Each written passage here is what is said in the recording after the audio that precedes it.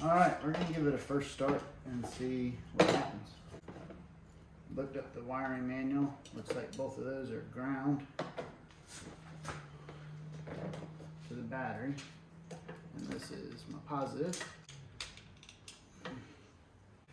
And then seems as if you tie these two together, that is your ignition switch.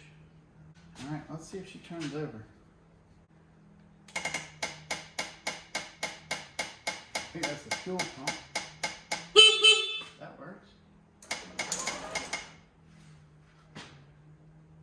Oh, it acted like it wanted to turn it over. Just cut off.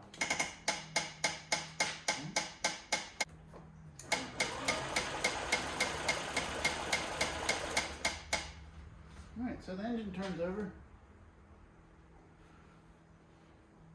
That's a good sign.